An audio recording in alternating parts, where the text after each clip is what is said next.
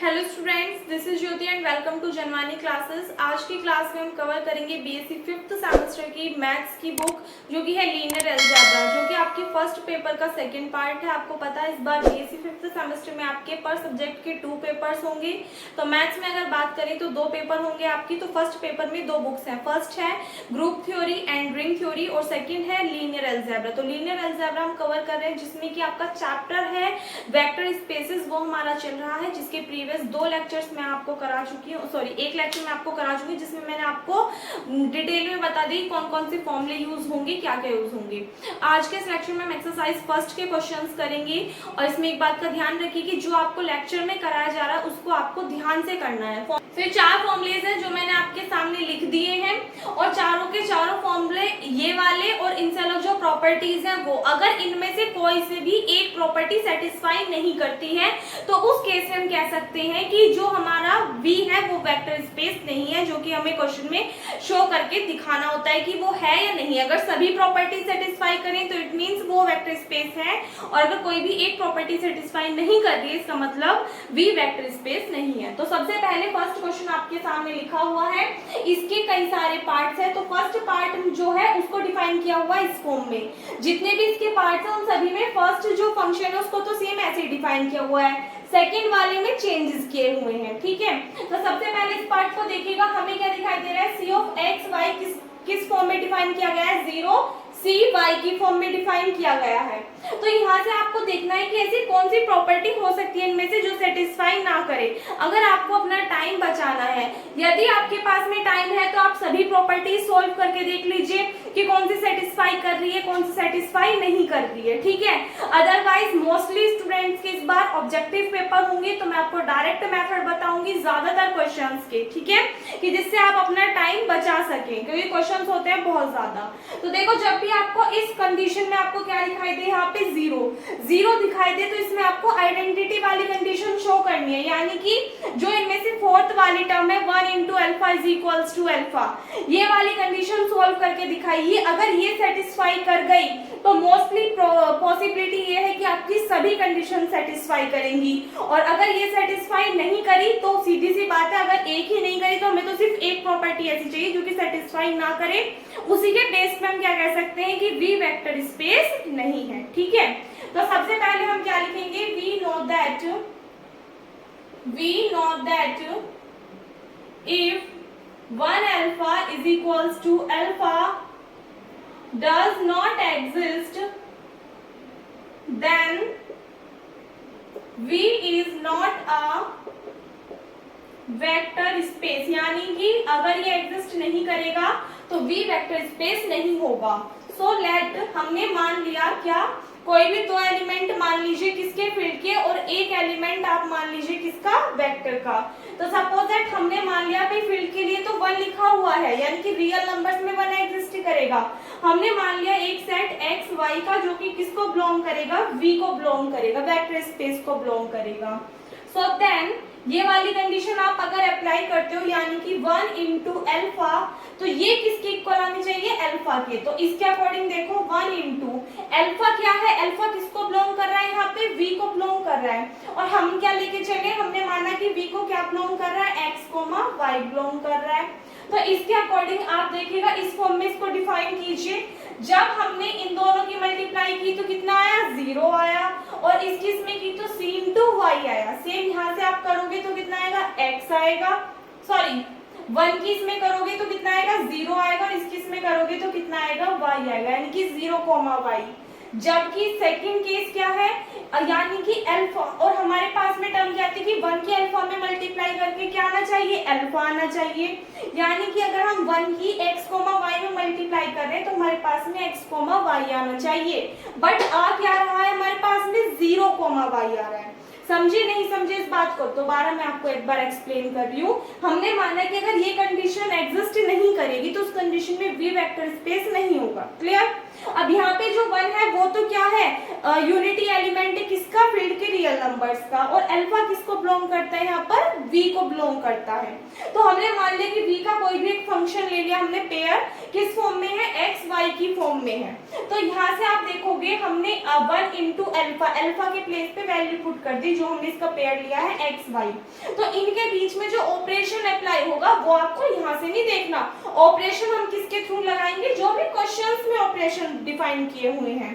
तो यहाँ से आप देखोगे कि 1 और यहाँ पे जो एक्स वाई है ये किसका है भाई, वेक्टर स्पेस का पेयर दिखा रखा है रियल नंबर्स का। तो इस कंडीशन में सी के प्लेस पे हमारे पास 1 है इंटू एक्स वाई है। तो ये किस फॉर्म में डिफाइन किया हुआ है कि अगर सी और एक्स लेते हैं तो 0 आ रहा है, तो अगर हम 1 और एक्स लेंगे तो 0 आएगा, सी और वाई तो सी वाई। तो यहाँ पे 1 इंटू वाई कितना आ जाएगा वाई। तो हमारे पास में 1 की मल्टीप्लाई अगर हम इस पेयर में कर रहे हैं तो ये आ रहा है, जबकि कंडीशन क्या कहती है कि 1 की मल्टीप्लाई अल्फा में करने पे अल्फा आना चाहिए। क्लियर। तो इसका मतलब ये कंडीशन हमारी एग्जिस्ट नहीं करती है, तो इसीलिए V क्या होगा, वेक्टर स्पेस नहीं होगा। क्या लिखोगे आप, सिंस 1 इंटू अल्फा, या फिर आप लिख सकते हो 1 into X Y does not equals to X Y, so hence V is not a vector space। Clear है इतनी बात।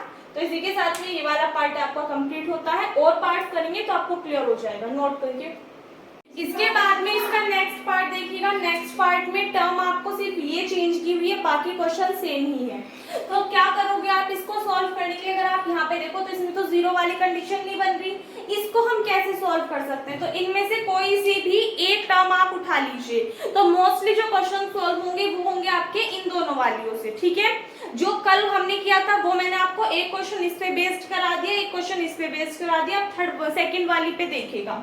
यहाँ से आपको टर्म मिली हुई है alpha plus A plus B into alpha. A B किसके एलिमेंट है, फील्ड के रियल नंबर्स के, और अल्फा किसको बिलोंग करता है, बी को बिलोंग करता है। ठीक है, तो यहाँ से आप अपने पास से कोई भी एलिमेंट सिलेक्ट कर लीजिए कि लेट हमने मान लिया सी कॉमा डी दो एलिमेंट है जो कि किसको बिलोंग कर रहे हैं, रियल नंबर्स को बिलोंग कर रहे हैं फील्ड के, और हमने मान लिया x और y है जो कि किसको बिलोंग कर रहे हैं, v को बिलोंग कर रहे हैं। क्लियर है। अब इनमें हमें ऑपरेशन डिफाइन करना है, तो इसके अकॉर्डिंग आप देखो हमें left hand side right hand side के इक्वल दिखानी है। तो लेफ्ट हैंड साइड अगर राइट हैंड साइड की इक्वल आ जाती है तो वेक्टर स्पेस होगा, और नहीं आती है तो नहीं होगा।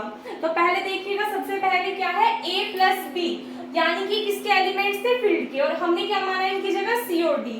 तो a प्लस बी की जगह पे तो हम क्या लिखेंगे, c प्लस d, और अल्फा किसको बिलोंग कर रहा है, वेक्टर स्पेस को। तो अल्फा की वैल्यू हमारे पास में क्या है, x और y है। इसको आप सोल्व करके दिखा दीजिए। तो यहाँ पे अगर आप देखोगे इसके थ्रू जो ऑपरेशन लग रहा है वो ये लग रहा है, तो इसमें भी हम जो ऑपरेशन अप्लाई करेंगे वो इसके अकॉर्डिंग करेंगे, ना कि उसके अकॉर्डिंग। मैं आपको बार बार बोल रही हूँ, ले करके ये चलना है, बट जो ऑपरेशन डिफाइन करोगे वो क्वेश्चंस के अकॉर्डिंग करोगे।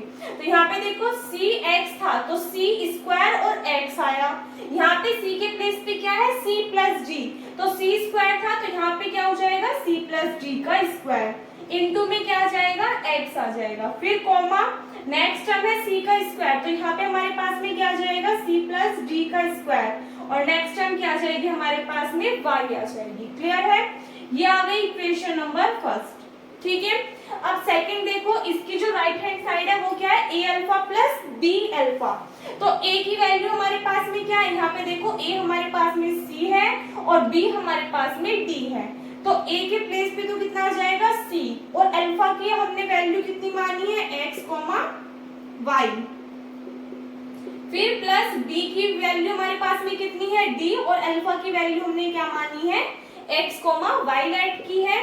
यहाँ से इसको सॉल्व कर दीजिए, c x y के बीच में जो ऑपरेशन अप्लाई हो रहा है वो ये वाला है, तो यहाँ से सॉल्व करोगे कितना आ जाएगा, c square x and c square y, फिर बीच में प्लस साइन, इन दोनों के बीच में ऑपरेशन इसके अकॉर्डिंग डिफाइन करोगे, तो D square X plus D square Y, ये वैल्यू आ जाएगी। अब देखो ये क्या बन रहा है, हमारा पेयर बन रहा है, ए घेरा, यानी कि ये इस फॉर्म में बन रहा है X comma Y plus x1,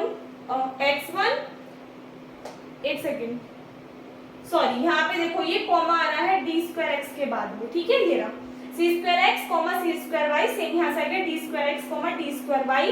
तो अब ये हमारा ये वाली फॉर्म में बन रहा है X comma Y plus x1 comma y1। तो इसको हम जो डिफाइन करेंगे वो इस वाली कंडीशन में करेंगे, x प्लस x1। तो x क्या है हमारे पास में, सी स्क्वायर एक्स प्लस x1 क्या है हमारे पास में, d स्क्वायर x है, ठीक है, कॉमा यहाँ से आप देखोगे x y प्लस y1, तो एक पेयर तो ये हो गया। नेक्स्ट है c square y plus d square y, ठीक। यहाँ से हम इसको क्या लिख सकते हैं, c square plus d square into X comma c square plus d square into Y, ये आ गई इक्वेशन सेकेंड। अब आप देखिए इक्वेशन फर्स्ट और इक्वेशन सेकेंड को, क्या ये टर्म इसकी इक्वल है, नहीं आ रही है, इक्वल नहीं आ रही है, इट मींस ये दोनों टर्म भी आपस में इक्वल नहीं होंगी। इसका मतलब क्या है, ये फंक्शन एग्जिस्ट नहीं करेगा। जब ये वाली प्रॉपर्टी सेटिस्फाई नहीं कर रही है तो v क्या नहीं होगा, वेक्टर स्पेस नहीं होगा। आई होप आपको सब कुछ अच्छे से समझ आ रहा हो। कहीं पे कोई डाउट आ रहा हो तो आप कमेंट सेक्शन में पूछ लीजिएगा, ठीक है। तो यहाँ से हम क्या कह सकते हैं कि इक्वेशन फर्स्ट और सेकंड से हम क्या देख रहे हैं कि ये दोनों टर्म्स आपस में इक्वल नहीं है, and this is not a vector space। क्या लिखोगे आप, from equation first and second c plus d xy does not equals to c into xy plus d into xy, hence v is not a vector space, ठीक है। इसी के साथ में ये वाला क्वेश्चन भी आपका कंप्लीट होता है। आई होप क्लियर हो गया होगा, नोट कर लीजिए। नेक्स्ट देखिएगा थर्ड पार्ट, जो कि इस क्वेश्चन का लास्ट पार्ट होगा। इसमें क्या करोगे आप, इसको भी ऐसे सॉल्व करोगे तो देखना पड़ेगा कौन सी कंडीशन सेटिस्फाई हो रही है या नहीं हो रही, ठीक है। तो इसमें से देखिएगा हम क्या करते हैं, सेकंड वाली कंडीशन लेकर के चल लेते हैं, पहले देख लेते हैं ये सेटिस्फाई हो रही है या नहीं हो रही। तो इसके लिए हमारे पास में हम क्या लेट करेंगे, सबसे पहले एक फील्ड का पेयर लेट करेंगे और एक जो वेक्टर है उसके लिए। तो लेट कर लिया हमने, सी और डी किसको बिलोंग कर रहा है, आर को, और हमने मान लिया एक्स वाई किसको बिलोंग कर रहा है बेटा, वी को बिलोंग कर रहा है, ठीक है। तो इस कंडीशन में आप क्या करोगे, पहले लेफ्ट हैंड साइड निकालोगे then right hand side. Left hand side में a plus B into alpha, A plus B, A और बी किसको बिलोंग करते हैं, फील्ड के एलिमेंट होते हैं। तो फील्ड जो रियल नंबर्स को बिलोंग कर रहा है, तो हमने मान लिया कि सी डी इसके पेयर है, तो इसके लिए हमारे पास में क्या जाएगा, सी प्लस डी, और अल्फा की वैल्यू क्या है हमारे पास में, एक्स कोमा वाई है। अब इनके बीच में जो ऑपरेशन डिफाइन करोगे वो इसके अकॉर्डिंग करोगे, क्योंकि मल्टीप्लाई है बीच में। तो देखो c और x y में जब करे थे तो c का x के साथ एंड देन c का y के साथ, तो यहाँ पे c की जगह है c प्लस डी, तो c plus D into X हो जाएगा, comma c plus D into Y हो जाएगा। ये पेयर निकल करके आ गया, इसको लेट कर लीजिए equation first. Right hand side के अकॉर्डिंग देखिए a, हमारे पास में a किसकी वैल्यू है, c की, और d की वैल्यू क्या है, d है। तो a के प्लेस पे क्या जाएगा, c, और अल्फा के प्लेस पे एक्स वाई, b के प्लेस पे d, अल्फा के प्लेस पे एक्स वाई। क्लियर है, सॉल्व करेंगे। पहले इन दोनों के बीच में मल्टीप्लाई है तो इसके अकॉर्डिंग सॉल्व करोगे, तो cx, cy, तो ये टर्म तो हमारे पास में क्या आ गई, cx, cy, प्लस साइन इसके लिए सॉल्व करोगे तो क्या आ जाएगा, dx, dy आ जाएगा, ठीक है। अब यहाँ पे देखो ये पेयर बन रहा है इस फॉर्म में, xy प्लस x1 y1 की फॉर्म में। तो देखो इसको कैसे सॉल्व करेंगे, इस वाले ऑपरेशन को डिफाइन करेंगे। इसके लिए xy प्लस x1 y1 में क्या आ रहा है टर्म, x प्लस y1, तो x प्लस y1 ऐड करो, cx plus dy, then comma y plus x1, y कितना है cy, और x कितना है dx है। ये वैल्यूज आ रही है हमारे पास में, क्लियर है। अब यहाँ से आप देखिए, क्या ये वाली जो हमारे पास में फंक्शन बना है, इसको राइट कर लीजिए इक्वेशन सेकंड, क्या ये इसके इक्वल आ रहा है, नहीं आ रहा। दोनों टर्म्स कैसी है, डिफरेंट आ रही है, इक्वेशन फर्स्ट भी और इक्वेशन सेकंड भी। इसका मतलब ये वैल्यू इसके इक्वल नहीं है, ये इक्वल नहीं है, तो इट मींस ये भी एग्जिस्ट नहीं करेगी। और मैंने बताया इन चारों में से अगर कोई भी एक प्रॉपर्टी सेटिस्फाई नहीं करती है तो वी वेक्टर स्पेस नहीं होगा। क्लियर है इतनी बात। बाकी सभी प्रॉपर्टीज को भी आप सेम इसी मेथड से सॉल्व करके देख लेना, कुछ हो जाएंगे कुछ रह जाएंगे किसी क्वेश्चंस पे, ठीक है। तो हमें मेन मतलब किससे है, जो नहीं होगी, क्योंकि अगर एक भी प्रॉपर्टी सेटिस्फाई नहीं होगी तो उस कंडीशन में भी वेक्टर स्पेस नहीं कहलाएगा, ठीक है। तो आप क्या लिखोगे, from equation first and second c plus d xy does not equals to c into xy plus g into xy. Hence, V is not a vector space. Clear है? एक बार इसका स्क्रीनशॉट लीजिए। सो देखिएगा नेक्स्ट क्वेश्चन है, let V be the set of all pairs x y of real numbers and let F be the field of real numbers, जिसको define किया हुआ है इस फॉर्म में। तो आपको शो करके दिखाना है कि with this operations, in operations के साथ में V is not a vector space over the field of real numbers. तो आपको शो करना है कि इन ऑपरेशंस के साथ में V जो है वो वेक्टर स्पेस नहीं है। तो दोनों कंडीशंस को लेके जो यहाँ पे 4 फॉर्मूले लिखाए थे उनमें से सेकंड वाला अप्लाई कीजिएगा। मोस्टली पॉसिबिलिटी है कि उसी से ही आपका आंसर आ जाएगा। ठीक है, तो उसी से ही आपका ये प्रूफ हो जाएगा कि ये जो V है ये वेक्टर स्पेस नहीं है। इन केस अगर आपसे नहीं होता है तो आप कमेंट सेक्शन में कमेंट करके बता दीजिएगा, हो जाएगा, मैं करा दूंगी। ठीक है, तो देखो बच्चा, इस वाले एक्सरसाइज में फर्स्ट में इससे ज्यादा फिलहाल कुछ नहीं करेंगे क्योंकि इससे ज्यादा एग्जाम में कुछ नहीं पूछा जाता। बाकी जो न्यू बुक्स आएंगी उनके अकॉर्डिंग हम देख लेंगे। और हाँ, एक बात और आप सभी से बोलनी थी मुझे कि आप में से जिन स्टूडेंट्स के एग्जाम हो गए हैं 5th सेमेस्टर के, अब से पहले 1 महीना पहले, 1.5 महीना पहले, तो वो एक बार बता दें। अगर आपके यहाँ पे प्रगति पब्लिकेशन की बुक आ गई हो या फिर कृष्णा पब्लिकेशन की बुक अगर आपके यहाँ पे इजीली प्रोवाइड हो जाती है तो आप मुझे बता देना, मैं ले लूंगी, क्योंकि ऑनलाइन अभी मिल नहीं रही है। और यहाँ पर हमारी यूनिवर्सिटी में भी 4th सेमेस्टर के ही एग्जाम नहीं हुए हैं, यानी कि अभी 3rd के ही हुए हैं, 4th के तो छोड़ो, दूर की बात है। तो 5th के तो पता नहीं कब जा करके होंगे। ठीक है, तो बुक्स वगैरह का थोड़ा इशू हो रहा है। मैथ्स में क्वेश्चंस हैं तो ज्यादा नहीं कराएंगे एक्स्ट्रा, जो इंपॉर्टेंट है वही करा करके चलेंगे। न्यू बुक्स के अकॉर्डिंग फिर जो भी एक्स्ट्रा क्वेश्चंस होंगे उनको हम बाद में कवर कर लेंगे स्टार्टिंग से। ठीक है, तो इस वीडियो में बस इतना ही। आई होप आपको वीडियो अच्छी लगी हुई। वीडियो को लाइक कर दिया करो ताकि मुझे पता चल सके आपको वीडियोस हेल्पफुल लग रही है नहीं, और अपने फ्रेंड्स के साथ भी शेयर कर दीजिए ताकि ज्यादा से ज्यादा स्टूडेंट्स हमारे साथ में जुड़ सके और हमारी फैमिली और भी ज्यादा बड़ी हो सके। मिलते हैं नेक्स्ट वीडियो में। Thanks for watching.